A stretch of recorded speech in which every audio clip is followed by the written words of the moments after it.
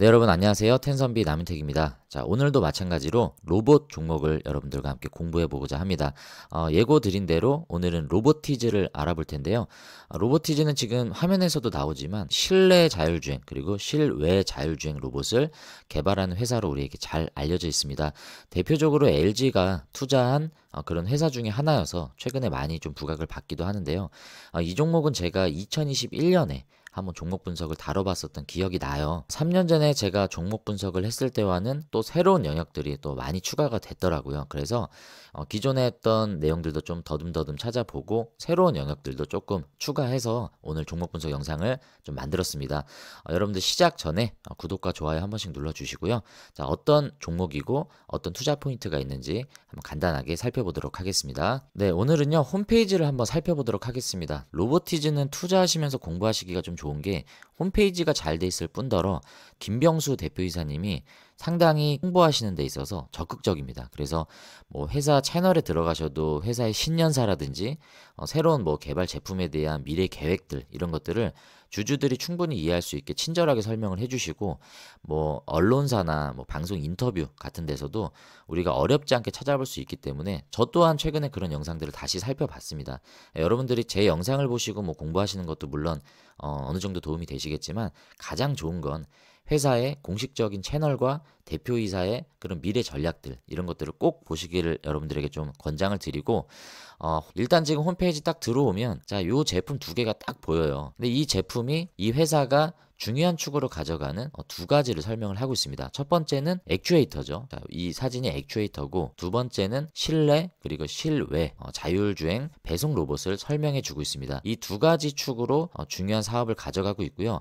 현재는 99% 정도의 매출이 요 1번 액추에이터 사업에서 나오고 있습니다. 그리고 미래 신성장 사업으로 가져가는 게 요 자율주행 배송 로봇이죠. 디테일하게 사업 분야를 한번 클릭해 볼게요. 일단 실내 자율주행 로봇은 시작할 때 영상들을 봤죠.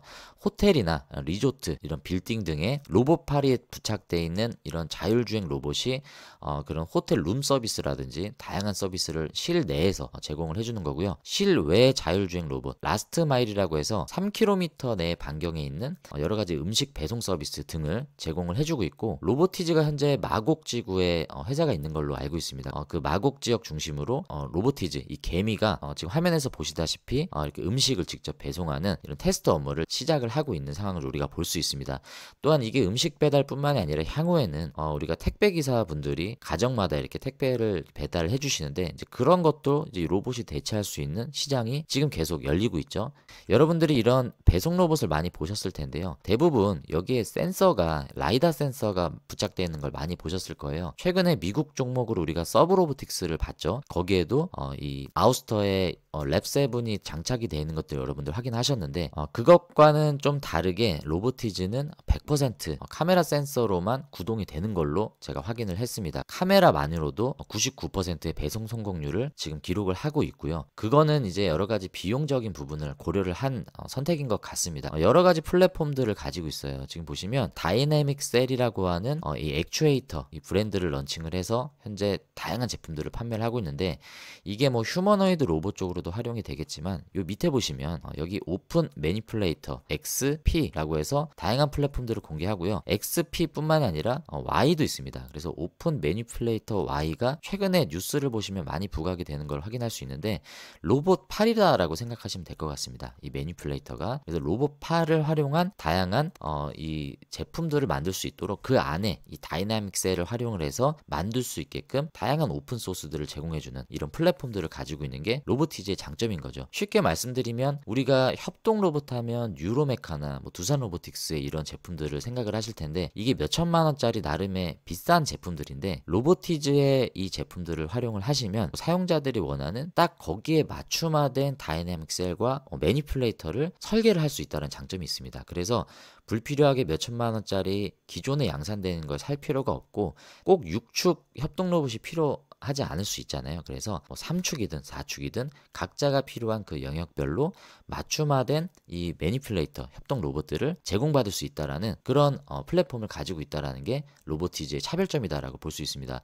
저도 뭐 100% 이해한 게 아니라서 완벽한 설명이 됐을지 모르겠지만 로보티즈는 항상 그런 비용 절감과 최적화된 솔루션 그것을 통해서 가장 가성비 좋은 제품들을 공급하고자 하는 나름의 매출 전략을 좀 가지고 있다는 것을 좀 느낄 수 있었습니다. 자, 자율주행 로봇과 요 액추에이터 사업으로 크게 두 가지로 나뉜다. 자, 이렇게 볼 수 있고요. 이 액추에이터 안에 엔코더도 들어가고 뭐 다양한 감속기 그리고 드라이버 이런 것들이 들어가는데 그 중에 감속기라고 할 수 있는 이 사이클로이드 감속기를 로보티즈가 자체 생산을 하고 있습니다. 물론 일본의 하모닉 드라이브 같은 고정밀 이런 감속기를 생산할 수 있는 기술은 없지만 그것을 대체하기에 충분한 사이클로이드 감속기를 우수한 품질로 제공할 수 있다는 경쟁력이 있어요. 자, 이 정도로 사업 내용을 우리가 한번 알아보도록 하고요. 뉴스를 한번 살펴보도록 하겠습니다. 오늘 제가 로보티즈 뉴스를 몇 개를 가져왔는데 이 가져온 것들의 공통점은 주가에 있어서 많은 거래량을 동반을 하면서 최근에 강한 상승 모멘텀을 가져갔었던 뉴스들을 중심으로 제가 좀 가져왔습니다. 첫 번째로 최근에 강한 움직임의 시작이 되었던 뉴스는 바로 2024년 11월 19일에 나왔었던 뉴스입니다. 제가 너무 파란색으로만 썼네요. 요거 약간 예민하신 분들이 있을 수 있으니까 빨간색으로 이제 바꿔보겠습니다. 정치적 성향 절대 없어요, 여러분. 골고루 쓰고 있습니다. 자, 빨간색으로 한번 설명을 드려보도록 하겠습니다. 로보티즈가 MIT와 함께 인간처럼 움직이는 로봇을 개발한다라는 내용과 함께 정부 국제 R&D 사업에 선정이 되었다는 뉴스입니다. 이 규모가 100억 원 정도 되는 규모라고 하는데요. 어떤 내용인지 한번 살펴보겠습니다. 이번 연구 개발은 우리나라의 산업통상자원부가 주관하는 100억 원 규모의 정부 지원으로 진행이 된다라고 합니다. 자, 어떤 것들을 개발하는지라고 봤는데, 자, 여기 보시면 피지컬 AI라고 하는 중요한 키워드가 여기에 나오는 거죠. 자, 요 단어를 여러분들 우리가 잘 기억을 해야 될 것 같습니다. 피지컬 AI, 인간의 신체처럼 정밀한 물리력을 구현할 수 있는 신체 지능을 바탕으로 피지컬 AI가 곽강을 받고 있다. 그 피지컬 AI 기술에 로보티즈가 여기 야심차게라고 설명을 하고 있죠. 굉장히 여기에 공들이고 있다는 얘기인데, 새로운 협동 로봇 오픈 매니퓰레이터 Y에 추후 적용될 예정이다. 앞으로 선보일 로보티즈의 이 오픈 매니퓰레이터 Y, 자, 이 플랫폼에 시장 상용화를 이제 목표를 하고 공개가 될 예정이다라는 것들을 이 뉴스를 통해서 작년 11월에 우리가 주목을 하게 됐던 겁니다. MIT라고 하는 어떤 상징성도 있었지만 여기에 피지컬 AI라고 하는 단어가 등장을 했단 말이죠. 그래서 이때 당시부터 로보티즈가 시장의 주목을 받기 시작했다라는 것들 우리가 지금 결론적으로 확인할 수 있고, 자, 그 다음 뉴스를 한번 보시면요. 또 나오죠. 자, 이 뉴스는 올해 1월 2일에 나온 뉴스입니다. 근데 이번에는 엔비디아가 등장합니다. 휴머노이드 로봇용 소형 컴퓨터라고 할 수 있는 최신 버전 제슨 토르를 앞으로 내놓을 예정이다라고 공개를 했죠. 자, 우리가 서브로보틱스의 제슨 올인, 자, 이게 탑재가 되어 있다라고 얘기하는데 그것의 최신 버전이 제슨 토르라고 설명을 하고요. 내년 상반기쯤에 이 제슨 토르를 공개할 예정이다라고 설명을 하면서 주목이 됐고요. 젠슨 황 엔비디아 최고 경영자는 지난해 11월 AI 혁신은 디지털에서 피지컬로 확산할 것이다 라면서 로봇과 AI를 조합한 산업의 성장 가능성이 크다고 평가한 바 있다. 자, 이게 어느 정도 크냐라고 비교했을 때 챗GPT 같은 순간을 눈앞에 두고 있다라고 강조를 했습니다. 피지컬 AI가 계속 시장에서 주목을 받을 수밖에 없었던 배경이 여기에 있었던 거죠. 네, 여러분들 피지컬 AI를 간단하게 설명드리면 우리가 하드웨어라고 얘기할 수 있는 대표적인 게 뭐 로봇도 있고 자동차도 있겠죠. 자동차는 AI로 움직이지 않잖아요. 자, 이러한 하드웨어들의 AI 기능이 장착이 되는 겁니다. 그러면 피지컬 AI가 되는 거죠.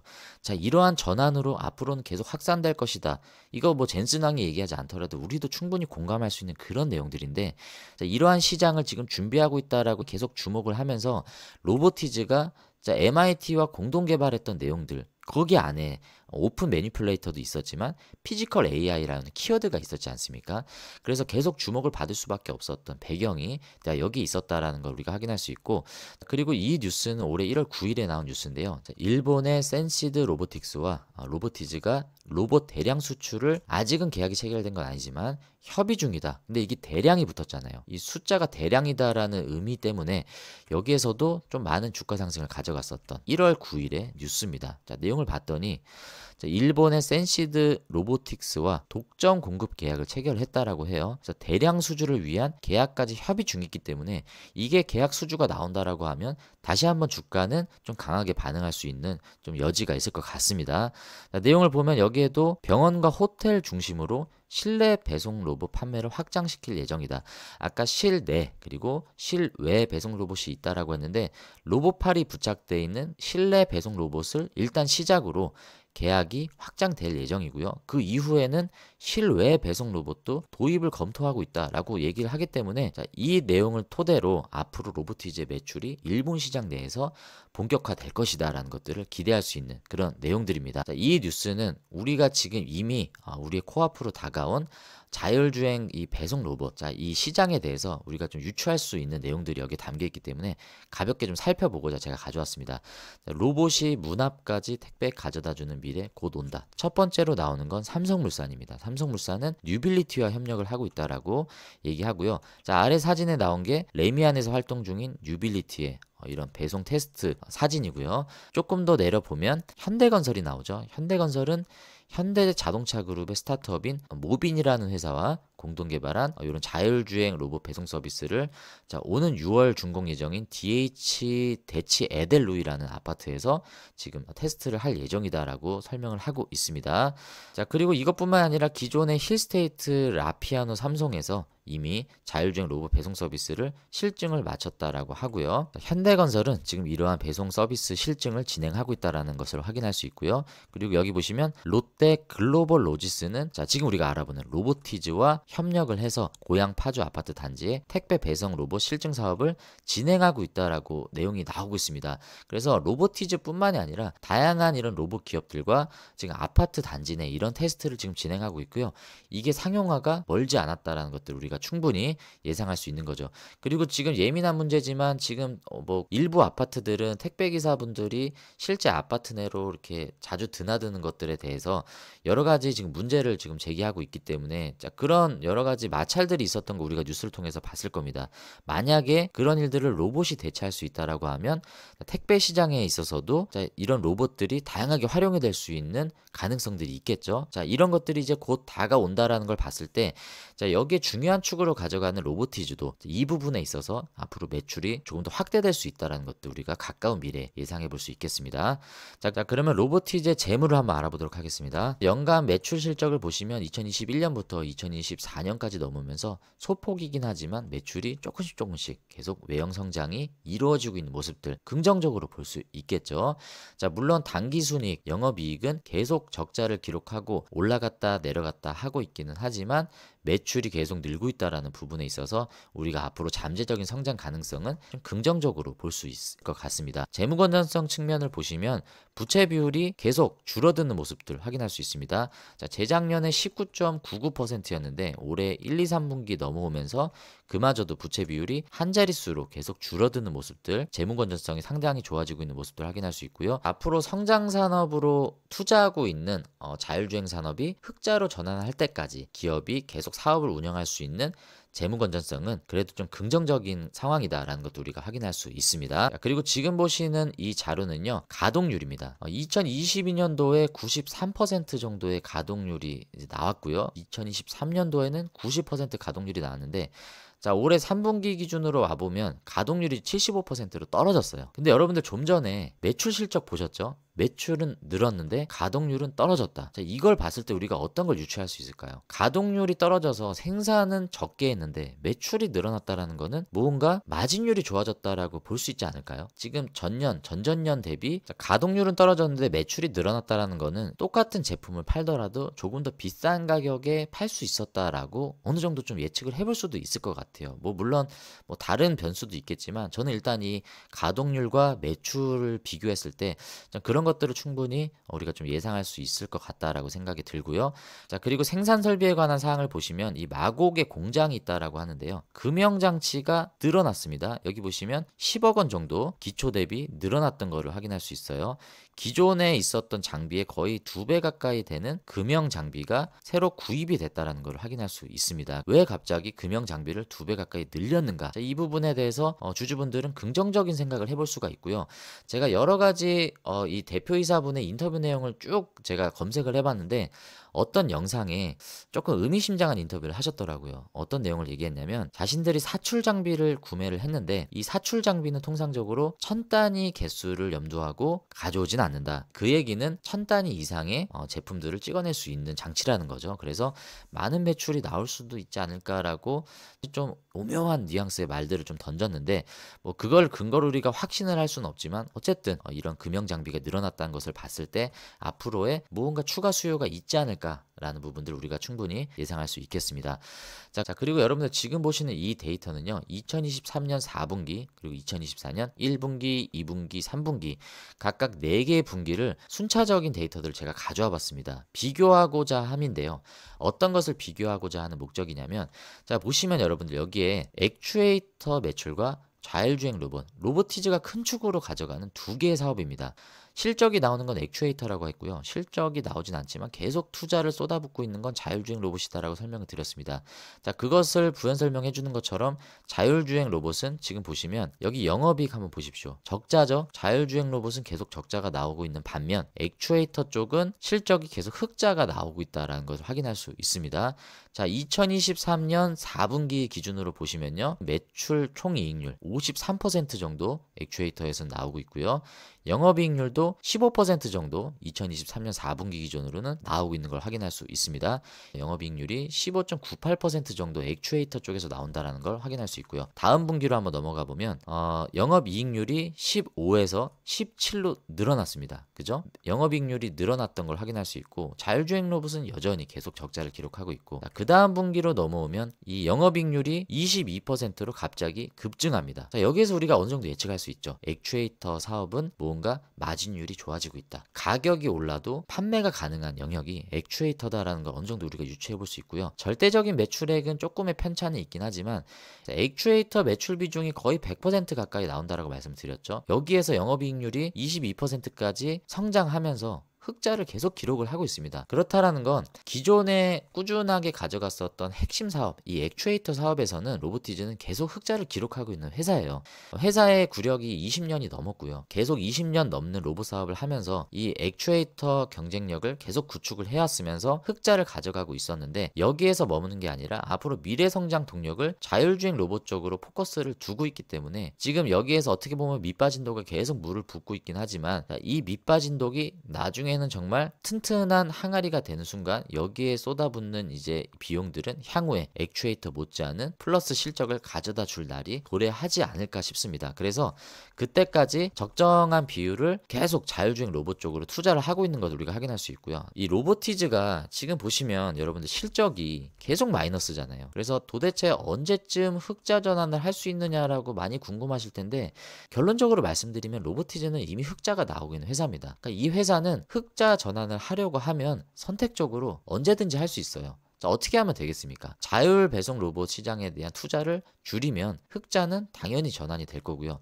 자율주행 배송 로봇에 대한 투자를 늘리게 되면 적자폭은 커질 수밖에 없겠죠. 그래서 이게 어떻게 보면 굉장히 좀 지혜로운 전략일 수도 있는 거예요. 제가 로보티즈의 사업 내용과 이런 재무를 분석을 하면서 느낀 거는 이 회사는 재무 건전성에 대한 부분도 크게 리스크를 주지 않으면서 실적에 대한 흑자 전환을 수치에만 너무 연연하는 것이 아니라 적절한 시점에 투입 비용들을 조절을 하면서 리스크들을 최소화시키면서 가장 최적의 타이밍들을 고려하며 가고 있는 회사가 아닌가라는 생각들을 좀 하게 되었습니다. 마지막으로 차트 분석을 하면서 영상을 좀 마무리해 보도록 하겠습니다. 지금 보시고 계신 차트가 로보티즈의 차트의 흐름입니다. 지금 보시면 과거에 이러한 박스권을 가져가다가 한번 빠졌죠. 빠졌었던 시점이 블랙먼데이라고 했었던 로보티즈뿐만이 아니라 모든 주식이 처참하게 다 하락을 경험했었던 그때 한번 요 박스를 이탈을 했었고요. 그 뒤로는 이전에 기록했었던 이 박스의 바닥을 뚫지 못하는 그런 밑에서의 박스를 가져갔었습니다. 그때 한번 강한 상승이 나오면서 거래량이 한번 뛰었었던 요 시점을 한번 기억을 해볼 수 있는데 이때 당시의 날짜가 언제였냐면 보시면 11월 19일이었습니다. 11월 19일에 어떤 뉴스가 있었습니까? 로보티즈와 미국의 MIT가 협력을 하면서 피지컬 AI와 오픈 매니플레이터 Y라는 키워드가 나왔었습니다. 그때 당시에 많은 거래량과 함께 이러한 상승을 가져가면서 아래에 있는 이 박스권들을 탈출하려고 하는 움직임들이 처음 포착이 되었었고요. 그 다음에 이런 강한 상승이 박스를 가볍게 뚫어내면서 엄청난 거래량과 함께 이렇게 솟아올랐던 이런 모멘텀들 우리가 확인했었는데, 그때 당시에 많은 거래량을 실었었던 날짜가 1월 9일이었습니다. 1월 9일에 아까 어떤 뉴스 우리가 확인했었죠? 자, 일본의 센시드 로보틱스라는 곳과 독점 공급 계약 얘기가 나오면서 대량 수주가 협의 중이다라는 내용들을 우리가 살펴보았죠. 그래서 대량이라는 그런 자극적인 멘트와 함께 뉴스가 나오다 보니 앞으로의 매출에 급격한 성장이 기대된다라는 그런 주가의 선반영들이 이때 일어났었던 거죠. 그리고 그 뒤로도 뭐 젠슨 왕도 로봇에 대해서 계속 거론하고 LG전자도 베어 로보틱스에 대해서 투자를 하니까 LG전자가 2대 주주로 참여하고 있는 LG전자 관련주인 로보티즈가 최근에 이런 강한 상승을 가져갈 수밖에 없었던 그런 배경이 있었습니다.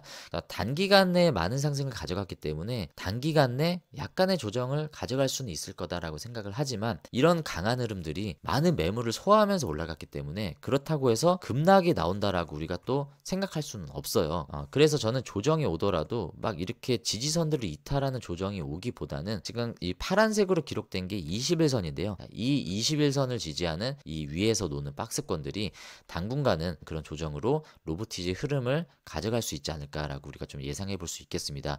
자, 일단 레인보우 로보틱스는 삼성이 직접적인 경영권에 참여를 했고요. LG전자는 베어 로보틱스의 51%의 지분을 공격적으로 확보를 하면서 우리나라에 어떻게 보면 핵심 축이다라고 할 수 있는 이 대기업들이 지금 로봇 사업에 강력하게 드라이브를 걸고 있기 때문에 LG전자 관련주를 강력하게 묶이는 하이젠 R&M과 로보티즈가 강하게 움직일 수밖에 없었고요. 레인보우 로보틱스는 당연히 삼성전자를 통해서 이런 대장주 흐름을 가져갈 수밖에 없는 흐름으로 움직이고 있습니다. 로보티즈는 흑자 전환에 대해서 기대한다라기보다는요, 배송 로봇 시장에 있어서 언제 매출이 본격화되면서 찍히느냐, 이 부분에 우리가 포커스를 둬야 될 것 같습니다. 액추에이터는 이미 기존에도 잘하고 있었던 실적이 나오는 사업이었기 때문에 시장에서는 액추에이터가 아니라 기존에 계속 적자를 기록하고 있었던 이 자율주행 배송 로봇 시장에 있어서 흑자 전환 또는 매출의 급격한 성장이 언제 나오느냐, 그 뉴스를 시장은 계속 예의주시할 겁니다. 그래서 아까 일본의 센시드 로보틱스에 대한 그 뉴스가 나왔을 때 추정 뉴스임에도 불구하고 그 뉴스에 강하게 움직였던 것처럼 배송 로봇 시장 관련된 뉴스가 나오면 앞으로 로보티즈의 주가는 강하게 움직일 수 있는 확률이 굉장히 커졌습니다. 그래서 여러분들은 로보티즈를 바라볼 때 액추에이터 시장 그리고 오픈 매니플레이터 Y라는 플랫폼도 상당히 중요하지만, 이 배송 로봇 시장에 있어서 로보티즈가 언제쯤 매출의 외형 성장이 나올 것인가, 그 부분에 대해서 여러분들은 뉴스를 예의주시하시면서 보셔야 될 것 같다라는 생각이 좀 들었습니다. 네, 여러분, 이렇게 해서 오늘 로보티즈 영상은 좀 마무리하도록 하고요. 자, 지금 국내 로봇 관련주 첫 번째 하이젠 R&M 알아봤고요. 오늘 로보티즈를 알아봤습니다. 이 두 종목의 공통점은 LG전자 관련 로봇주로 묶인다라는 거죠. 그런 관점에서 LG전자가 투자한 엔젤 로보틱스라는 또 웨어러블 관련주가 있습니다. 그래서 다음 영상은 제가 엔젤 로보틱스를 좀 준비해 보도록 하겠습니다. 자, 오늘 영상이 도움이 되셨다 하시면 구독과 좋아요 아직 안 누르신 분들은 한번 꼭 좀 눌러주시고요. 자, 여러분들의 수익이 10배 그리고 주식이 쉽게 되실 수 있도록 설 명절에도 텐선비 남이택이 여러분들과 함께하고 있습니다. 자, 풍성한 설 연휴 보내시고요. 다음에 엔젤 로보틱스 영상으로 또 인사드리도록 하겠습니다. 시청해주셔서 감사합니다.